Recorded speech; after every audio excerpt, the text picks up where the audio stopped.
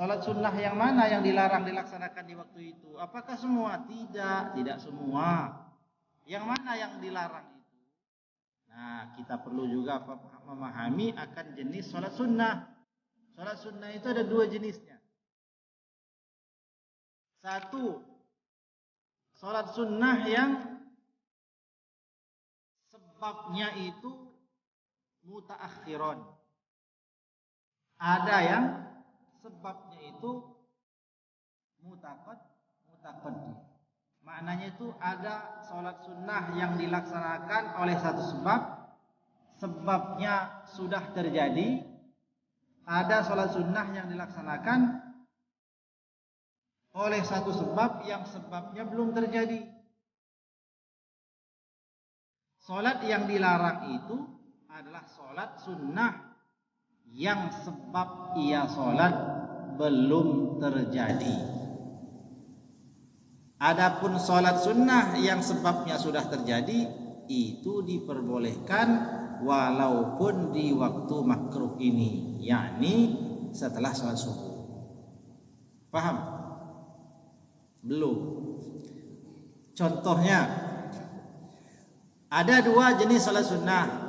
Satu salat sunnah yang sebabnya sudah terjadi, satu salat sunnah yang sebabnya belum terjadi.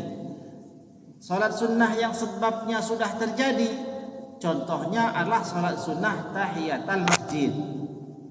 Kita masuk masjid, terus kita salat tahiyatul masjid kan? Salat tahiyatul masjid itu sebabnya apa? Karena kita masuk masjid kan? Sebabnya sudah kejadian belum? Sudah terjadi dulu baru kita salat. Maka salat ini boleh dilaksanakan. Paham ya? Paham. Jadi sebabnya udah duluan terjadi. Kita ada kejadian yang menyebabkan sholat. Nah itu sebabnya udah jadi, udah ada sebabnya, baru sholat. Jadi sholat ini disebabkan oleh satu sebab yang sebabnya sudah terjadi. Nah kalau sholat sunnah yang sebabnya sudah terjadi boleh dilaksanakan di waktu yang tidak boleh sholat ini. Contohnya sholat tahiyatul masjid. Jadi kita sudah selesai sholat subuh, sudah selesai. Terus kita pengajian nih, ngaji. Duduk denger ngaji sambil ngantuk-ngantuk, ada suara bunyi dari bawah, gitu kan? Batal wudu dia, ya kan? Batal wudunya, batal nggak? Batal.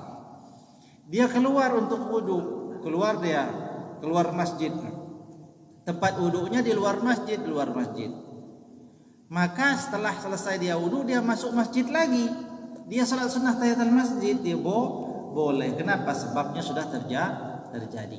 Nah yang dilarang itu ingat tidak semua. Yang dilarang itu salat sunnah yang sebabnya belum terjadi. Contohnya salat apa? Yang belum terjadi? Kita salat oleh satu sebab, tapi sebabnya belum terjadi. Salat jenazah. Jenazah udah ada di depan. Salat sunnah. Sambil ngopi.